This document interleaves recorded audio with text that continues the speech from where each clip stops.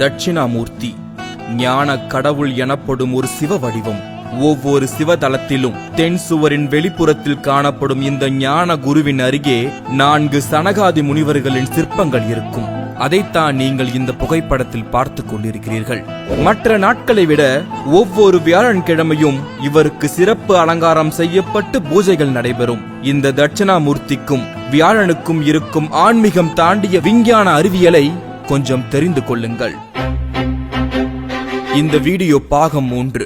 இதற்கு முன்பு பாகம் 1, 2 நீங்கள் பார்க்கவில்லை என்றால் கீழே இருக்கும் டிஸ்கிரிப்ஷன் மூலியமாக நீங்கள் தெரிந்து கொள்ளலாம். இந்த வீடியோவை முழுமையாக பார்க்கும் முன் டீப் டாக்ஸ் தமிழ் யூடியூப் சேனலை சப்ஸ்கிரைப் செய்யுங்கள். சூரிய மண்டலத்தில் இருக்கும் ஜூபிட்டர் எனப்படும் வியாழன் கோளை சுற்றி 4 மிக பெரிய கலிலியன் துணைக்கோள்கள் இருக்கின்றன. இந்த 4 துணைக்கோள்கள் தான் தட்சிணாமூர்த்தியின் காலடியின் கீழ் இருக்கும் சனகாதி முனிவர்கள் என்றால் உங்களால் நம்ப முடிகிறதா? இது மட்டுமல்ல, இந்த மிக பெரிய ஜூபிட்டர் கோளை சுற்றி 4 வளையங்கள் இருக்கின்றன. அதுவும் இந்த முனிவர்களின் எண்ணிக்கையை குறிப்பது போலவே இருக்கின்றன. இந்த துணைக்கோள்களும் வளையங்களும் 1610ஆம் ஆண்டில்தான் கண்டுபிடிக்கப்பட்டவை. ஆனால் இந்த எண்ணிக்கை அன்றைய சித்தர்களுக்கு எப்படி தெரிந்தது? இந்த இறைவனின் சிறப்பு நாள் வியாழன் கிழமைதான் என்று எப்படி அவனால் கணித்து கூற முடிந்தது என்பது எல்லாம் இன்று வரை நிரூபிக்க முடியாத மர்மமே. சித்தர்கள் மட்டுமல்ல, திருவள்ளுவரும் விஞ்ஞானம் அறிந்தவர்தான்.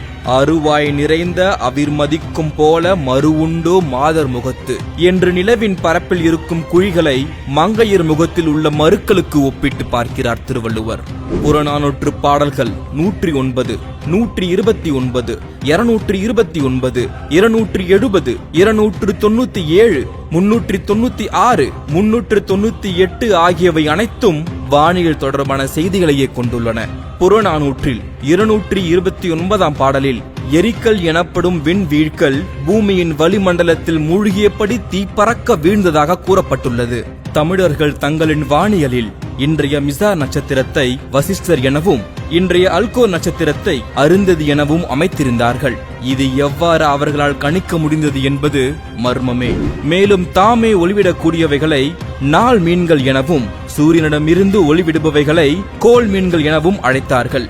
இது மட்டுமல்ல, செவ்வாய் செல்லும் திசையில் வெள்ளி செல்லாது என 10 பாடலில் இதை பற்றி விளக்கியிருக்கிறார்கள். பரிபாடல் 11ஆம் பாடலில் பாம்பு வல்லை மதியம் மறைய என சந்திர கிரகணம் பற்றி குறிப்பிட்டிருக்கிறார்கள். பால்வெளி அண்டமானது வெள்ளி வீதி என இலக்கியங்களில் நம் முன்னோர்கள் குறிப்பிட்டிருக்கிறார்கள். சூரியனிடமிருந்து வரும் கதிர்களானது வெண்மையான நிறமுடையது என புற அக பாடல்கள் குறிப்பிடுகின்றன.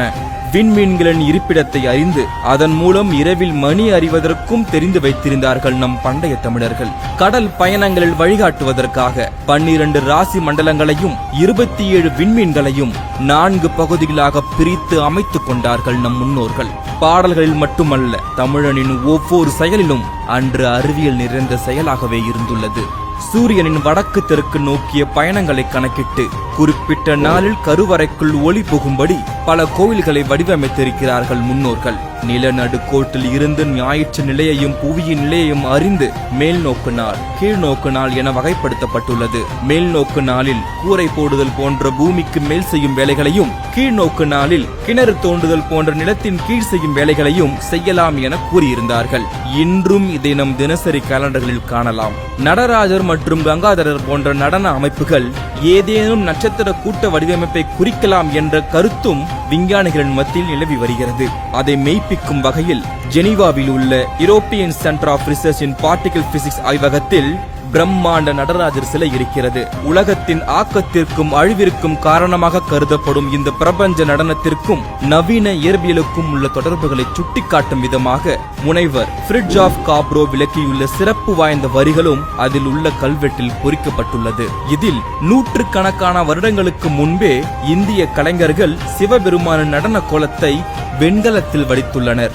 இன்றைய காலத்தில் நாங்கள் மிக நவீன தொழில்நுட்பங்களை பயன்படுத்தி இந்த பிரபஞ்ச நடனத்தை வர்ணித்துள்ளோம். இந்த பிரபஞ்ச நடனத்தின் உருவணி மெய்ஞானத்தையும் அறிவியலும் ஒன்றிணைக்கிறது என்று அவர் குறிப்பிட்டுள்ளார். தமிழர்களின் வானியல் முறைப்படி 88 விண்மீன் மண்டலங்கள் உள்ளன. அதில் சூரியன் செல்லக்கூடிய பாதையில் 12 மண்டலங்கள் உள்ளன. அவையே இன்று 12 ராசிகளாக கருதப்படுகின்றன. சூரியனின் நகர்வை கணக்கிட்டு பெரிய பெரிய கடிகாரங்களையும் கட்டிடங்கள் அமைத்திருந்தனர். இதே போன்ற கடிகாரங்களை தற்போதும் தமிழ்நாட்டில் சில பகுதிகளில் காணலாம். கனியம்பாடி, கனியனூர், கனியாக்குறிச்சி, கனியூர் போன்ற தற்போதைய ஊர்கள் அந்த காலத்தில் கணியர்களின் பங்கு இருப்பதை எடுத்துரைக்கிறது. இவ்வாறு அன்று ஒவ்வொரு சொல்லிலும் செயலிலும் அறிவியலையும் விஞ்ஞானத்தையும் புதைத்து வைத்திருந்தான் தமிழன். நான் பதிவிட்ட இந்த 3 பாகங்களையும் உலகம் முழுக்க ஷேர் செய்யுங்கள். தமிழனின் புகழ் பேரண்டம் தாண்டியும் பேரொளியாக இனி தெரிக்கட்டும்.